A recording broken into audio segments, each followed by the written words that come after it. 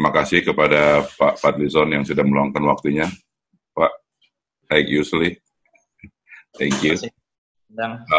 Juga Pak Refli Harun. Terima kasih waktunya. Ya, sama-sama. Ya. Kemudian acara ini akan dipandu dan akan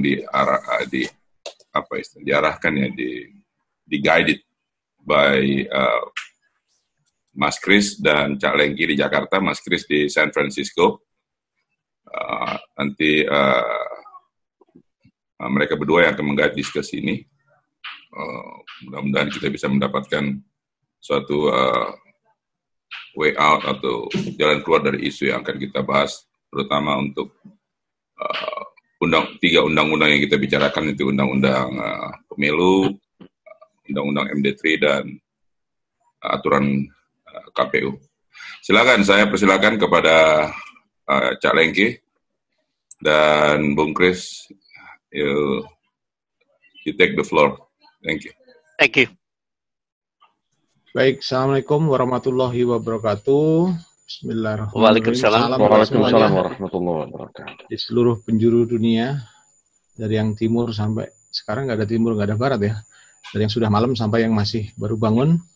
Kita berjumpa lagi dalam sebuah forum diskusi yang diselenggarakan oleh FTA atau Forum Tanah Air, yang merupakan forum kajian rutin. Dan ini adalah series yang kedua yang terkait kajian yang terkait dengan politik, hukum, dan HAM. Kita memberi judul forum kita pada hari ini dengan judul wacana menggugat undang-undang. Wah, serem ya, menggugat undang-undang. Sedikit ada, ya kita anggap aja ini ya, sekaligus mengkoreksi, yaitu sebenarnya untuk KPU itu bukan undang-undang, tapi berupa PKPU ya, tapi diatur dalam undang-undang pemilu juga, sehingga kita masih bisa, karena itu terkait satu dengan yang lain, kita bisa menjadikan dalam satu klaster bahasan pada malam hari ini. Narasumber kita tadi seperti yang sudah diperkenalkan, ada Bang Fadlizon dan Bung Refli yang sudah tidak asing lagi. Beliau-beliau ini sudah banyak dikenal, merupakan selebritis politik, terutama apalagi Bung Refli ya, yang sedang melakukan suatu hajatan besar, melakukan ziar. Dan kita nanti acara ini akan terbagi dalam 3 blok besar, 3 bagian besar. Yang pertama adalah pemaparan dari narasumber kita. Kemudian yang kedua adalah bahasan. Bahasan ini yang nanti akan lebih banyak. Kita akan memberikan pertanyaan-pertanyaan kepada para ahli dan narasumber kita terkait hal-hal yang sudah menjadi catatan kita di Forum Tanah Air, di forum yang khusus membahas politik, hukum, dan HAM, yang masih merupakan kelanjutan dari sesi sebelumnya yang tetap membahas 3 hal tersebut. Dan pada malam ini atau pagi hari ini, seperti biasa, saya juga ditemani dengan Bung Kris Komari yang ada di San Francisco ya, Bung Kris ya, baru bangun. Silakan disapa rekan-rekan kita yang lain, Bung Kris. Alright, terima kasih Cak Lengki. Assalamualaikum warahmatullahi wabarakatuh. Waalaikumsalam warahmatullahi wabarakatuh. Selamat pagi untuk teman-teman di West Coast, selamat siang yang ada di East Coast, dan selamat malam bagi teman-teman kita yang ada di Indonesia, mungkin juga di Australia. Kita terima kasih sekali dan bergembira sekali hari ini kita kedatangan 2 tamu yang sangat spesial, seperti yang Cak Lengki bilang, sudah tidak asing lagi. Saya sering melihat di TV, pendapat mereka selalu menjadi perhatian publik. So we're very grateful to have both of them to join our discussion malam ini. Nah, untuk acara diskusi, seperti yang Cak Lengki bilang, ada 3 session. Yaitu pertama pemaparan, yang kedua pembahasannya. Dalam pembahasan ini saya ingin menekankan beberapa hal. 1, di Komite Politik, Hukum, dan Hak Asasi Manusia Forum Tanah Air sudah melakukan banyak diskusi, baik internally maupun yang dengan public figures. Kita telah melakukan banyak analisa dan hipotesa tentang masalah-masalah penting yang dihadapi oleh bangsa dan negara Indonesia. Tujuan kita tentunya ingin tetap melakukan satu pembahasan lebih detail, tetapi lebih jauh kita ingin mencari terobosan-terobosan baru ataupun at least semacam pendapat atau solusi untuk memecahkan masalah-masalah yang ada. Kalau masalah analisa dan hipotesa, saya kira kita sudah cukup banyak di sana, dan masalah yang ada memang sangat-sangat kritikal untuk kita pecahkan. Semoga malam ini dengan narasumber yang sangat qualified, seorang pakar hukum dan tata negara yang kebetulan ini pernah memberi komentar terhadap artikel saya. Selamat malam Pak Bung Refli Harun. Dan juga akhirnya kita bertemu Pak. Oh ya. Dan juga selamat malam kepada Bung Fadlizon, ini teman saya yang cukup lama, dan kita sering juga internally chat tentang isu-isu yang kita hadapi di Indonesia. Untuk lebih lanjut, supaya kita mempersingkat waktu, saya kembalikan ke Cak Lengki untuk kita proceed dengan session pertama. Baik, terima kasih Bung Kris. Kepada yang terhormat tamu kita yang spesial, Bung Fadlizon dan Bung Refli, kami ulangi pada malam hari ini atau pada sesi kita kali ini seperti yang pernah kita sampaikan, membahas 3 area besar, yaitu Presidential Threshold, PT, kemudian terkait dengan PAW, yaitu rezim PAW yang sekarang ini yang dianggap bermasalah. Yang ketiga adalah faktor KPU sebagai penyelenggara pemilu ini yang bisa ya sebagian masyarakat menganggap telah kehilangan kepercayaan lah dalam menyelenggarakan pemilu yang jurdil. Nah, untuk memberikan 3 area tanggapan tersebut, kami persilahkan dahulu mungkin Bung Fadlizon untuk bisa memberikan paparannya kira-kira 15 menit, lalu dilanjutkan lagi dengan Bung Refli 15 menit. Kami persilahkan Bung Fadlizon. Terima kasih Cak Nengki, Pak Kris Komari dan rekan-rekan, Pak Refli, atas undangan untuk diskusi terkait dengan masalah-masalah yang mendasar di dalam demokrasi kita, terutama terkait dengan yang tadi disebutkan. Bapak-bapak dan ibu-ibu hadirin sekalian, saya kira kita memang menghadapi sebuah proses menuju kepada demokrasi yang kita inginkan itu trial by and error gitu ya. Jadi selalu kita mencoba untuk mencari, dan kemudian setiap habis pemilu dibicarakan lagi bentuknya seperti apa. Jadi tidak ada satu sistem yang baku yang membuat kita itu ada ukuran ya, sampai sejauh mana sistem yang lalu itu kita gunakan itu efektif gitu. Sehingga hampir setiap 5 tahun sekali kita revisi undang-undang pemilu, undang-undang pilkada maupun undang-undang yang lain ya. Tapi khusus untuk pemilu, saya kira selalu kita lakukan itu hampir setiap 5 tahun sekali. Biasanya agak mepet-mepet menjelang pemilu, tergantung tarik-menarik kepentingan politik biasanya. Misalnya tentang parliamentary threshold, presidential threshold gitu ya. Ini menjadi alat bargaining, termasuk di dalam sistem penghitungan suara. Ada kuota Hare kemarin, ada Sanlagu Murni, dan sebagainya. Ini bagian dari sebuah dinamika kepentingan. Jadi kita tidak membangun sebuah sistem yang betul-betul kita anggap yang terbaik, dan kita bergerak dari sistem itu. Tapi kita membangun sistem setiap 5 tahunan, untuk kepentingan politik 5 tahunan. Dan juga tentu kepentingan politik dari para pemain politik yang ada di sana. Saya kira ini adalah satu fakta politik yang memang kita hadapi, terutama di dalam demokrasi kita sekarang ini. Kita menghadapi berbagai macam, saya kira, isu dan tantangan-tantangan tersebut ya. Ada yang berpendapat bahwa memang harus ada penyederhanaan dari partai politik, sehingga mereka berpendapat harus ada parliamentary threshold yang tinggi. Tetapi di sisi lain ini relatif ya. Ada yang mengusulkan sampai di atas 10% parliamentary threshold, ada yang 7%, tetapi partai-partai menengah dan yang relatif kecil tentu mengusulkan tetap sama dengan sekarang atau naik hanya setengah atau 1%.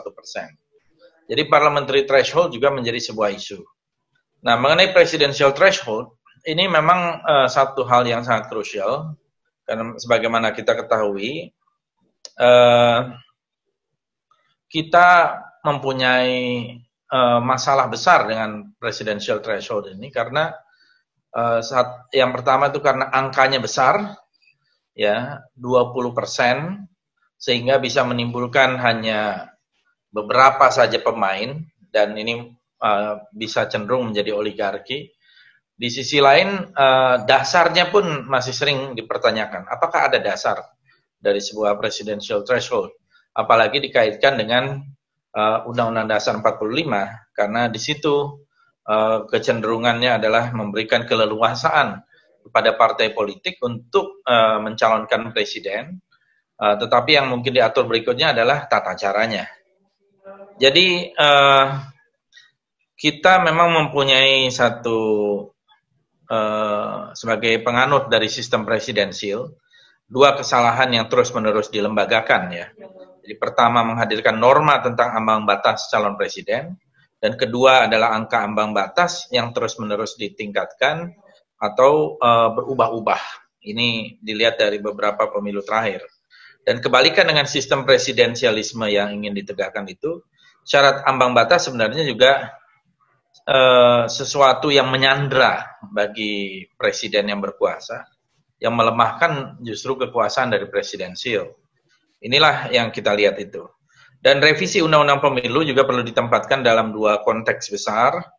Yang pertama adalah revisi Undang-Undang Pemilu harus menjadi jawaban dari masalah yang muncul selama pelaksanaan Pemilu 2019. Nah, kita tahu bahwa Pemilu 2019, kalau kita sedikit catat ya, sebagai pemilu serentak pertama, ini 2019, Pemilu 2019 memang mendatangkan cukup banyak partisipasi politik yang tinggi gitu ya. Jadi angka yang hadir untuk mencoblos itu cukup banyak. Namun kita lihat bersama masalahnya cukup besar dan serius di dalam demokrasi kita. Mulai dari persoalan DPT, ya, daftar pemilih tetap, lalu netralitas penyelenggara pemilu. Ya, kita ketahui ini juga menjadi masalah. Problem hitung cepat hingga meninggalnya ratusan petugas pemilu yang hingga kini belum jelas atau belum tuntas penyebabnya apa. Kemudian fenomena meninggalnya ini juga sulit disangkal, yang menandakan tidak profesionalnya penyelenggara pemilu. Ini saya kira terkait juga nanti dengan aturan-aturan di KPU. Lalu problem integritas penyelenggara pemilu yang sangat serius. Apalagi setelah ditangkapnya komisioner KPU, Saudara Wahyu Setiawan, dalam operasi KPK beberapa waktu lalu. Sayangnya, ya, ini tidak diungkap lebih jauh. Saya kira sebenarnya Saudara Wahyu Setiawan orang yang paling banyak tahu tentang apa yang terjadi di balik pemilu yang luar biasa gemuruh itu. Saya yakini juga cukup banyak menyimpan masalah baik dalam pemilu legislatif maupun pilpres. Jadi kita melihat bahwa dalam konteks ini ada hal-hal yang tadi saya sebutkan. Dan di konteks kedua, revisi Undang-Undang Pemilu juga harus mewadahi putusan Mahkamah Konstitusi nomor 55 PUU 27/2019. Di situ ada 4 aspek yang mengatakan, pertama, pemilu serentak 5 kotak bukanlah satu-satunya gagasan yang berkembang ketika perubahan Undang-Undang Dasar 45. Yang kedua, MK tidak lagi membedakan rezim pemilihan legislatif dan pemilu presiden secara serentak, ya. Kemudian di dalam putusannya juga MK memberikan 6 varian untuk desain penyelenggaraan pemilu serentak. Dan yang keempat, putusan MK memberi 5 pertimbangan kepada pembentuk undang-undang untuk memutuskan pilihan terhadap desain keserentakan pemilu yang diputus oleh MK. Dan seterusnya, ini penjelasan-penjelasannya itu saya kira cukup panjang. Nah, saya melihat memang ini harus ada desakan dari luar terkait tentang presidential threshold ini, karena ada kecenderungan di dalam itu akhirnya akan berkompromi. Presidential threshold saya kira memang harus dihapuskan karena groundless gitu ya, tidak ada dasarnya. Apalagi nanti saya kira Saudara Refli Harun lebih teknis bisa menyampaikan filosofi juga di belakangnya, karena apa yang terjadi di masa lalu tidak bisa menjadi dasar. Ya termasuk di 2019 juga sebenarnya tidak bisa menjadi dasar karena itu sudah sesuatu yang terjadi. Nah, dan ini tentu berbeda dengan semangat demokrasi kita, di mana di dalam konstitusi dikatakan setiap orang bisa dipilih dan memilih. Ini mempersulit. Memang ada dua pandangan gitu yang saya tangkap sementara ini, yang menganggap presidential threshold itu pertama harus diturunkan. Artinya diturunkan itu negotiable, bisa 15%, 10%, atau 5%. Ada yang sama sekali menghapuskan presidential threshold itu. Saya kira memang idealnya presidential threshold itu harusnya dihapuskan saja. Karena sudah jelas kok partai-partai yang berhak ada terpilih, misalnya kan ada dari 10 partai yang lalu, sekarang 9 partai. Toh kalau kita formulasikan, setidaknya paling hanya 4 atau 5 calon maksimum. Dan kita pernah punya pilpres dengan 5 calon di tahun 2004 misalnya, sehingga ada 2 putaran. Jadi ini juga mengurangi resiko adanya polarisasi yang begitu tajam seperti di pemilu 2019 antara para kandidat maupun di masyarakat yang terbelah, yang proses recovery-nya mungkin cukup lama gitu ya. Dan menurut saya ini membahayakan pada dasarnya keutuhan kohesivitas sosial dan politik kita. Lalu mengenai PAW, kalau boleh saya berkomentar secara nanti mungkin di dalam diskusi bisa kita teruskan. Saya kira memang ini juga perlu ada satu revisi gitu ya. Dulu kita pernah cukup maju bahwa setiap anggota DPR itu tidak bisa di PAW. Sekarang memang bisa di PAW kalau dia melakukan hal-hal yang saya kira sudah jelas di situ di dalam undang-undang disebut meninggal dunia atau terlibat di dalam persoalan hukum, kriminalitas dan sebagainya. Nah, yang memang harusnya tidak boleh di PAW itu kalau itu terkait dengan penyikapan politik. Nah, ini yang terjadi saya kira. Memang tidak mudah untuk melakukan pergantian antar waktu. Karena dalam pengalaman saya sebagai pimpinan DPR 5 tahun, itu setiap orang yang, setiap fraksi misalnya mengajukan pergantian tanpa ada satu dasar terhadap seseorang anggota fraksinya. Nah, ketika anggota fraksi itu mengajukan gugatan tidak menerima, maka tidak bisa kita proses. Jadi saya waktu itu beberapa kali ya, mungkin hampir ada 10 kali lebih gitu ya, case yang seperti ini.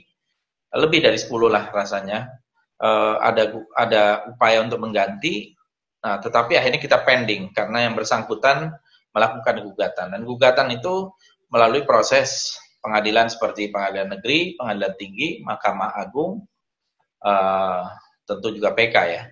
Kasus misalnya contoh Pak Fahri Hamzah waktu itu malah pimpinan DPR yang diganti oleh fraksinya, tetapi langsung menggugat. Nah, ketika di pengadilan negeri menang, pengadilan tinggi menang, dan di MA menang, ya tentu tidak bisa dieksekusi. Nah, yang tentu bisa dieksekusi adalah kalau kalah di Mahkamah Agung, itu bisa langsung dieksekusi.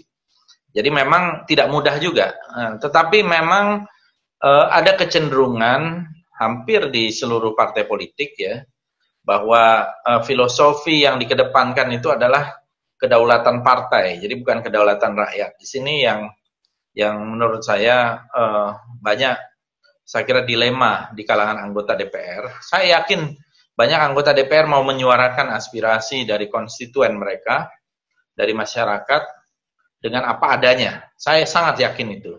Tetapi karena di partainya mempunyai satu garis keberpihakan dan kebijakan tertentu, mereka yang tadinya bicara mungkin mula-mula itu vokal atau kemudian ditegur, akhirnya lunak dan akhirnya tidak bicara gitu ya.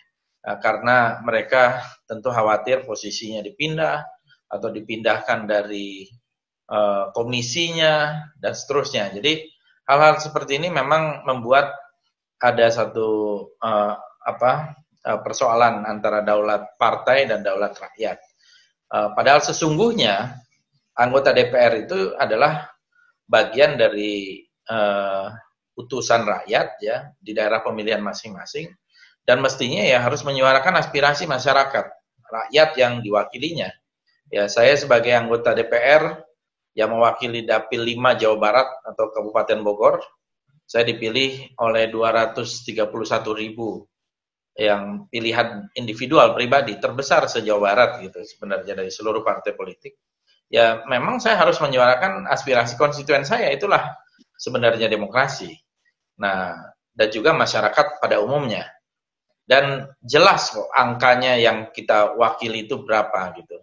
Nah, harusnya ini yang menjadi duduk. Nah, walaupun partai saya misalnya tetap berada di dalam pemerintahan, ya alhamdulillah sejauh ini saya sih tidak pernah ada teguran atau hal-hal seperti itu, karena saya kira apa yang saya lakukan tuh jelas di garis konstitusi dan juga sejalan dengan apa yang menjadi manifesto perjuangan partai gitu ya. Nah, tetapi dalam kasus-kasus yang lain saya kira banyak ditemukan bagaimana mereka yang berbeda sikap dengan partainya dalam hal-hal tertentu atau pada umumnya, itu saya kira dengan mudah bisa di PAW. PAW-nya itu bisa melalui mekanisme mahkamah partai, kemudian diajukan kepada fraksi, lalu kepada pimpinan DPR. Seperti itu mekanismenya. Jadi saya kira memang masih banyak PR-PR kita, mungkin harus ada semacam checklist terhadap apa sih yang perlu diperbaiki, karena sekarang RUU Pemilu kan baru sedang akan dimulai ya, memang tidak mendekati, jadi dibicarakan lebih awal saya kira lebih bagus. Jadi masukan-masukan terhadap draft dari RUU Pemilu ini yang dibahas di Komisi 2, ini bisa menjadi masukan, dan teman-teman termasuk di organisasi apakah civil society, NGO, kelompok studi, Gema Tanah Air atau yang lainnya semua ya, saya kira bisa mengajukan ini gitu. Terutama kita membuat satu checklist, dan kalau saya lihat pola belakangan ini ya pengaruh public opinion itu sangat tinggi, sangat besar. Oleh karena itu sosialisasi melalui sosial media dan juga advokasi lain menjadi sangat penting. Saya kira ini sekedar pengantar dari saya, nanti mungkin kita bisa dalami dalam diskusi. Terima kasih. Assalamualaikum warahmatullahi wabarakatuh. Waalaikumsalam warahmatullahi wabarakatuh. Selanjutnya Bung Refli Harun, silakan. 3 area besar tentang PT, tentang PAW dan juga tentang KPU. Silakan. Ya, terima kasih Bung Agus Lengki, Mas Tata, Bung Kris Komari ya, kita kenalan di sini ya, kita ketemu ya. Juga udah Fadlizon, ibu-ibu dan bapak-bapak sekalian, teman-teman semua. Assalamualaikum warahmatullahi wabarakatuh. Waalaikumsalam warahmatullahi wabarakatuh. Salam sejahtera bagi kita semua. Pertama-tama terima kasih atas undangannya ya. Bicara tentang 3 hal ini, saya punya gairah, gairah yang besar ya, karena kebetulan sedang mengajukan judicial review terhadap ketentuan mengenai presidential threshold. Dan kalau perspektifnya konstitusi ansih gitu ya, maka saya 90% yakin ini permohonan ini akan dikabulkan. Tapi masalahnya perspektif MK itu tidak konstitusional perspektif, tidak ansih masalahnya. Kadang-kadang tergantung juga pesan dari kekuasaan ya kan. Kalau sudah tergantung pesan kekuasaan susah. Kenapa saya bergerak ke sana? Karena saya menganggap bahwa yang namanya presidential threshold itu tidak lagi punya constitutional ground, tidak punya lagi landasan konstitusional ketika Pilpres dan Pileg itu sudah dilaksanakan secara serentak. Kenapa begitu? Alasannya sederhana begini. Pasal 6A ayat 2 Undang-Undang Dasar 1945 itu mengatakan bahwa pasangan calon presiden dan pasangan calon wakil presiden, pasangan calon presiden dan wakil presiden diajukan oleh partai politik atau gabungan partai politik peserta pemilihan umum sebelum pemilihan umum. Itu ketentuannya, kalau dalam bahasa hukum tata negara atau bahasa konstitusinya adalah expressis verbis. Jadi apa ya bahasa Jawanya, ceto welo welo, mungkin begitu ya. Tidak bisa ditafsirkan lain bahwa satu, yang diajukan itu adalah pasangan calon dan calon presiden dan pasangan calon wakil presiden. Pasangan calon presiden dan wakil presiden. Satu. Siapa yang mengajukan? Yang mengajukan itu adalah partai politik peserta pemilihan umum, baik secara sendiri-sendiri maupun dengan cara bersama-sama. Jadi, baik partai politik maupun gabungan partai politik. Yang ketiga adalah waktunya, yaitu diajukan sebelum pemilihan umum. Nah, inilah yang menjadi dasar mengapa pemilihan umum itu harus dilakukan serentak. Karena pasal ini mengatakan bahwa pasangan calon presiden dan wakil presiden harus diajukan sebelum pemilu. Pemilu yang dimaksud adalah pemilu pilpres dan pemilu legislatif yang dilakukan secara serentak. Ini kalau kita kaitkan dengan partai politik atau gabungan partai politik, kita bisa menamakannya sebagai constitutional right atau hak konstitusional. Jadi constitutional standing-nya sepanjang sebuah partai politik itu ditetapkan sebagai peserta pemilihan umum, maka kemudian dia memiliki hak konstitusional otomatis untuk mengajukan pasangan calon presiden dan wakil presiden. Secara teori, hak konstitusional itu tidak boleh dihilangkan, bahkan hanya sekedar dikurangi dalam peraturan di tingkat bawah. Apakah kemudian ketentuan presidensial threshold ini menghilangkan hak konstitusional partai politik peserta pemilu? Saya mengatakan iya, menghilangkan. Yaitu pada pemilu 2014 yang lalu, 2019 yang lalu, ada 4 partai politik yang otomatis kehilangan hak konstitusionalnya untuk mengajukan pasangan calon presiden dan wakil presiden. Yaitu PSI, Partai Solidaritas Indonesia, Perindo, Partai Berkarya, dan Partai Garuda. Mereka langsung kehilangan hak konstitusional mereka karena mereka tidak punya suara dan tidak punya kursi. Sebabnya adalah basis untuk menghitung atau basis untuk mengajukan calon itu adalah hasil pemilu 2014 atau hasil pemilu 5 tahun sebelumnya, yang itu saja sudah aneh. Kira-kira begitu. Tapi saya ingin membahas satu soal ini yang sangat penting, yaitu 4 partai itu kehilangan. Mungkin ibu-ibu dan bapak-bapak sekalian, teman-teman akan mengatakan begini, kan mereka juga tetap bisa ikut mendukung. Nah, itu yang kita harus bedakan antara mendukung dan mengusung atau mengajukan bahasa konstitusionalnya.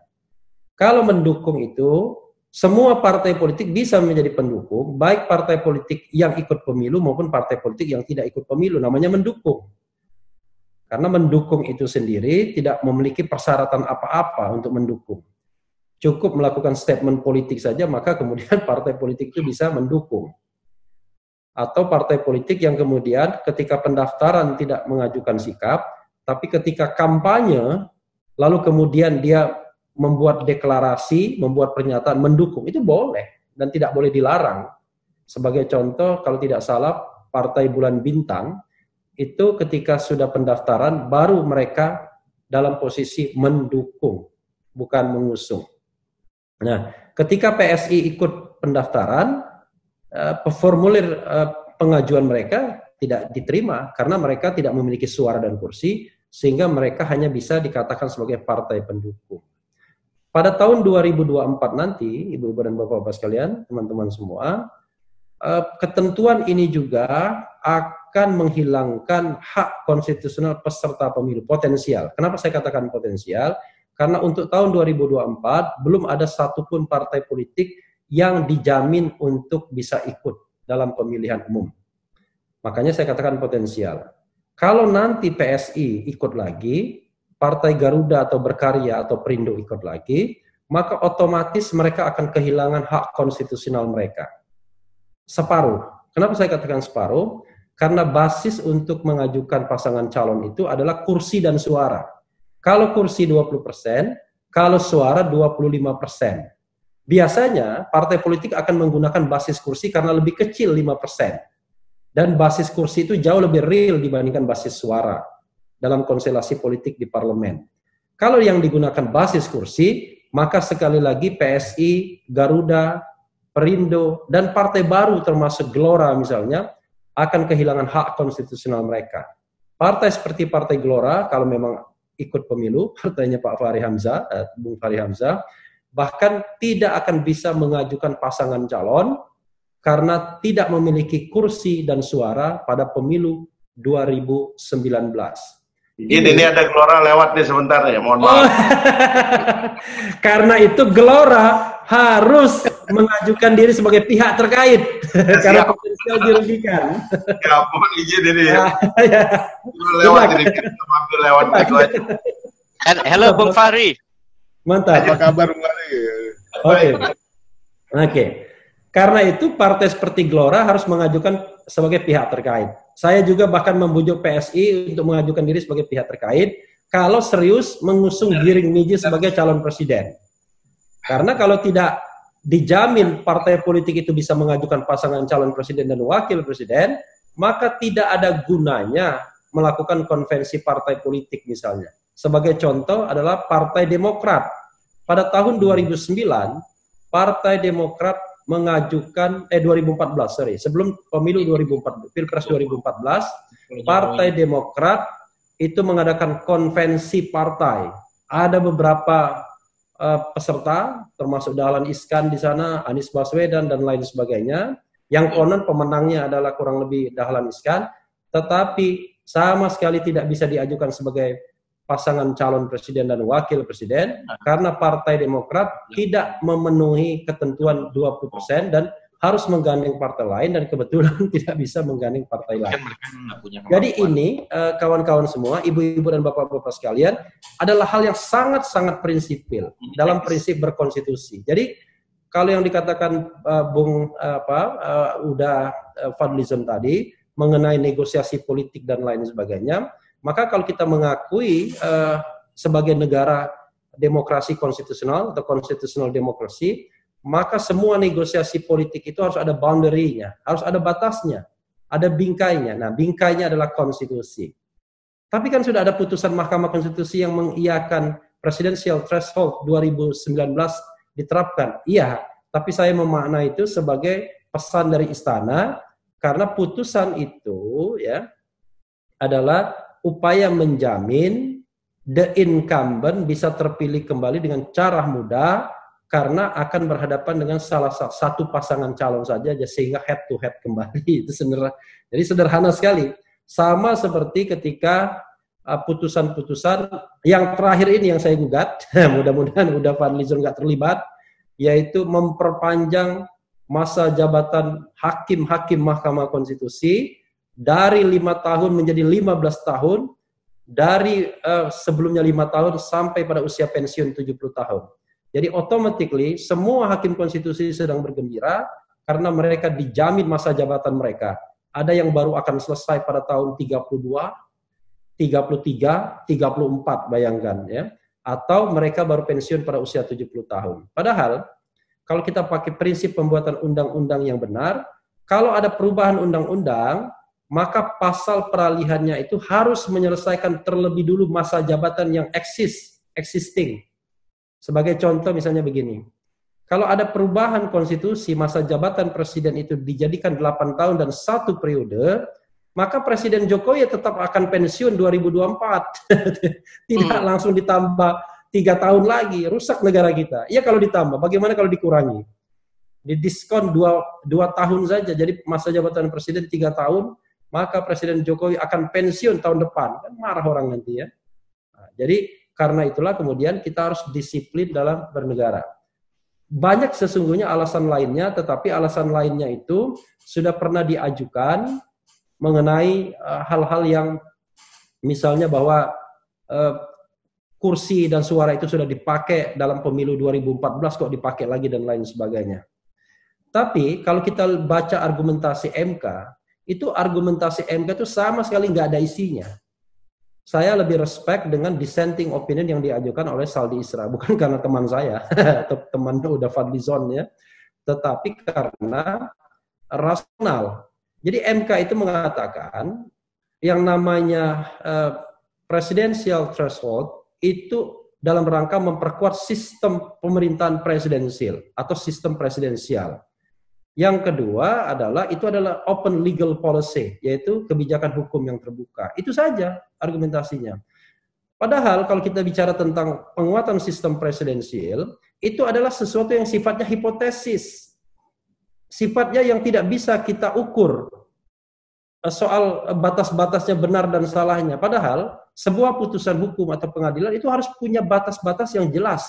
Kita tidak boleh menggantikan sesuatu yang jelas ke sesuatu yang sifatnya relatif. Apa yang jelas? Yang jelas itu adalah presidential threshold itu adalah menghilangkan hak konstitusional partai politik peserta pemilihan umum. Itu sesuatu yang jelas, tidak boleh. Tapi ketika dikatakan PT digunakan untuk memperkuat sistem pemerintahan presidensial, itu adalah bukanlah putusan hukum lagi, tapi sudah merupakan putusan politik. Dan kita berdebat siang malam untuk menentukan batas-batas apakah kita sudah efektif tidak sistem pemerintahan presidensialnya. Dan MK juga tidak bisa menjelaskan apakah kemudian putusan itu memang betul-betul memperkuat sistem pemerintahan presidensial atau tidak. Itu yang pertama. Yang kedua, soal undang-undang MD3 hak recall ya. Jadi kita harus pahami yang dimaksud dengan hak recall ini adalah menarik kembali keanggotaan seseorang di DPR, di parlemen oleh partai politik. Dan harus tanpa kesalahan, ya, harus tanpa kesalahan.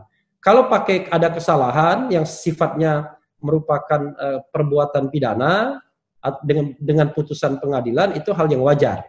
Atau dia melakukan pelanggaran etika itu hal yang wajar. Tapi ini enggak lagi asik-asik kerja karena vokal, kemudian tiba-tiba partai politik menarik. Alasannya sederhana, refresh, penyegaran, biasanya kan begitu kan? Makanya kadang-kadang saya berkomentar, saya bilang alasan menarik atau merecall itu bisa jadi karena saya malas lihat wajah orang itu. Nah, kira-kira begitu. Karena orang itu kurang ganteng dan lain sebagainya. Karena sangat subjektif sekali partai politik bisa menarik orang. Nah, maka sesungguhnya lagi-lagi saya menyalahkan Mahkamah Konstitusi yang tidak berpikir jangka panjang untuk pembangunan demokrasi Indonesia.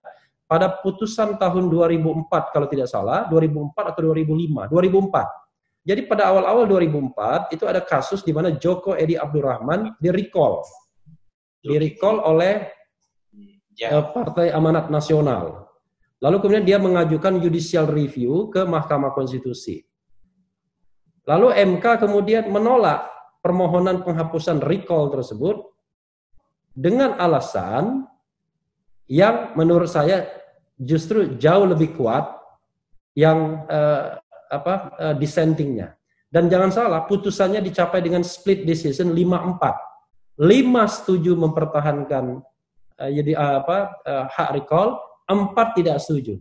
Dan dalam 4 ini adalah orang-orang yang luar biasa, yaitu pertama yang setuju penghapusan recall adalah satu Profesor Jimli As-Sidiki yang waktu itu ketua Mahkamah Konstitusi. Yang setuju juga penghapusan recall adalah Profesor Laika Marzuki yang wakil ketua Mahkamah Konstitusi. Berikutnya adalah Marwar Arsihaan yang kita tahu bahwa hakim progresif. Yang keempat adalah Profesor Mukti Fajar yang kita tahu juga itu profesor dari Universitas Muhammadiyah Malang. 4 orang inilah yang kemudian setuju menghapuskan hak recall. Tapi sayang, suara mereka kalah dengan orang-orang yang berasal dari partai politik dan utusan pemerintah. Yang setuju mempertahankan hak recall itu adalah satu Profesor Natabaya, kemudian yang kedua Ahmad Rustandi, kemudian Sudarsono pada waktu itu, Palguna satu lagi, dan satu lagi saya lupa siapa hakim konstitusi.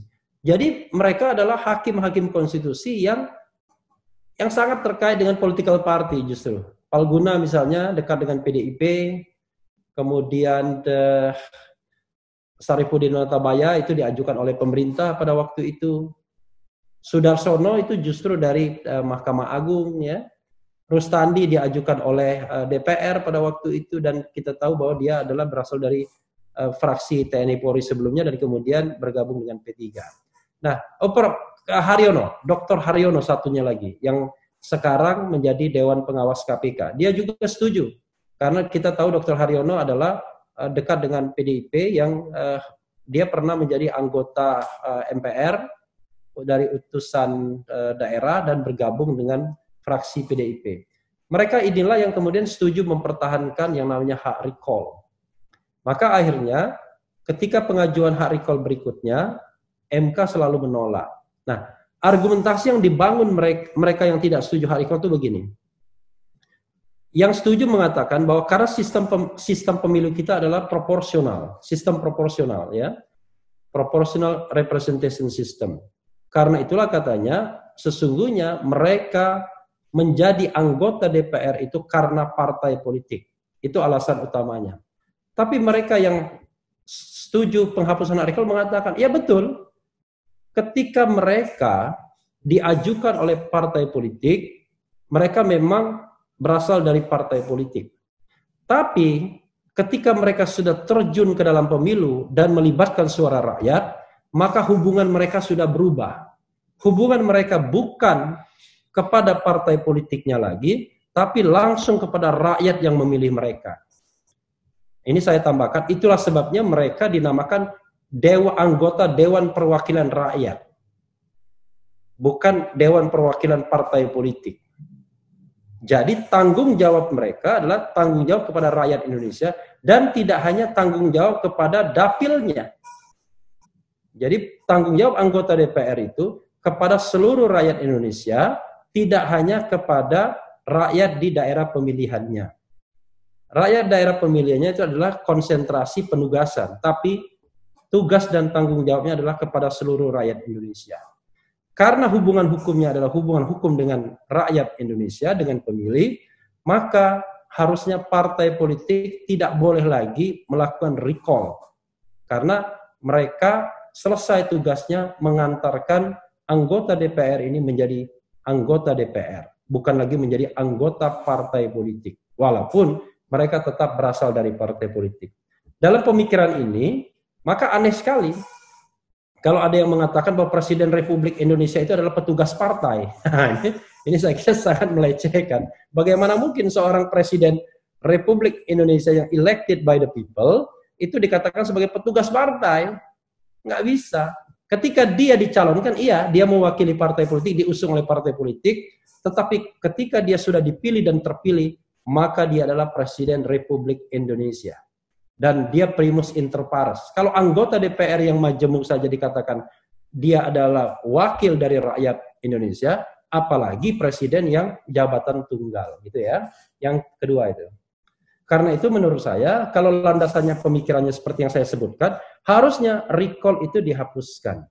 Karena recall itu tidak sesuai dengan filosofi yang saya jelaskan itu.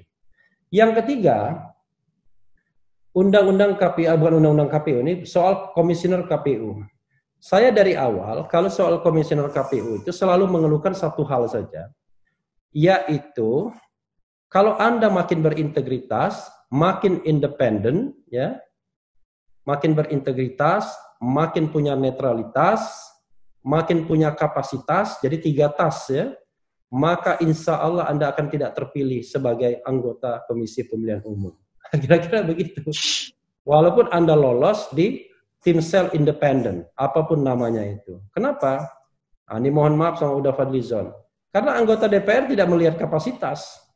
Yang dia lihat adalah ini orang bisa diajak koordinasi apa enggak. Kalau dilihatnya orang ini independen, insya Allah nggak akan dipilih. Maka kalau kita berharap bahwa anggota KPU itu independen, maka kita akan menggantang asap karena proses rekrutmennya tidak begitu. Jadi dari awal saja, sama seperti rekrutmen KPK, sudah bisa ditentukan siapa yang akan terpilih, siapa yang enggak.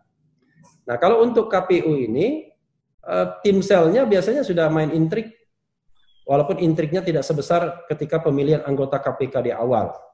Begitu maju dalam pemilihan DPR, Anda tidak dilihat kemampuan Anda mempresentasikan kasus-kasus pemilu. Alhamdulillah, saya punya pengalaman yang sangat tidak bagus juga, kalah dengan orang yang ketika presentasi mengatakan, apa pengalaman Anda melakukan pengawasan pemilu? Saya mengawasi suami. Nah, gitu. Ketawa semua orang. Tapi tiba-tiba ada satu anggota DPR dari fraksi, saya tidak menyebutkan nama fraksinya, oh, mengawasi suami itu penting, karena fraksi itu sudah mendukung calon ini. Dan terakhir, orang itu ketika habis presentasi mengatakan, saya akan mengucapkan salam ketika saya masih menjadi mahasiswa. Merdeka! Udah tahu kita dari mana itu barang, ya kan? Kira-kira begitu. Menang dia. Pengalaman adalah supervisor arbis restoran, ya, hidangan cepat saji. Dan alhamdulillah orang tersebut sekarang bersama Harun Masiku, Wahyu Setiawan, dan satu lagi namanya siapa? Samsul, kalau nggak salah, lupa saya, Samsul apa? Itu ditangkap KPK karena terlibat dalam suap menyuap, ya kan? Tahu sendiri siapa namanya, kan? Dan dia menjadi anggota KPU, anggota Bawaslu, dan selesai menjadi anggota Bawaslu, ternyata menjadi broker penghubung antara kepentingan partai politik dan KPU, dan sekarang sudah dihukum di tingkat awal. Entah mau banding atau kasasi, kita tidak tahu.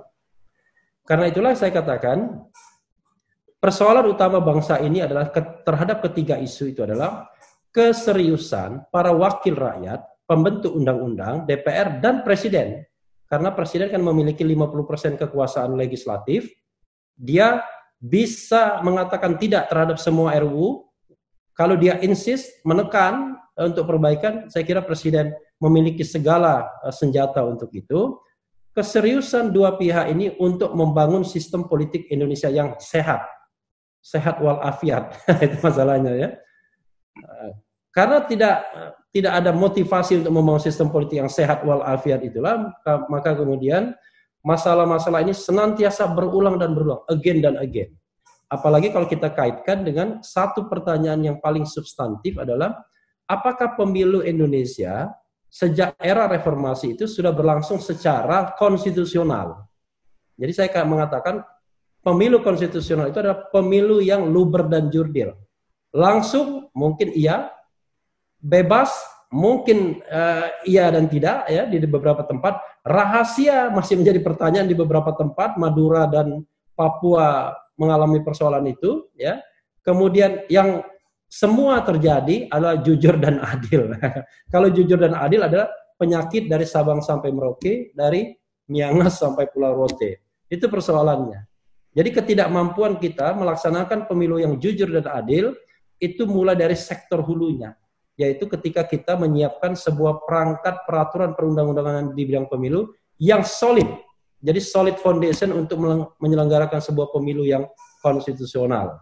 Saya kira ibu-ibu dan bapak-bapak sekalian, itu saja presentasi awal dari saya. Mudah-mudahan perjuangan untuk menghapuskan presidensial threshold sebagai salah satu upaya untuk menyehatkan pemilu kita, terutama Pilpres, bisa didukung oleh ibu-ibu dan bapak-bapak sekalian dan berhasil nanti di Mahkamah Konstitusi. Kalaupun nantinya tetap gagal di teman-temannya Uda Fadlizon ketika membahas pemilu, undang-undang pemilu ke depan untuk 2024. Wabillahi taufiq wal hidayah. Wassalamualaikum warahmatullahi wabarakatuh. Waalaikumsalam warahmatullahi wabarakatuh. Forum Tanah Air mengucapkan terima kasih. Dan jangan lupa untuk subscribe, like, dan komen video-video kami.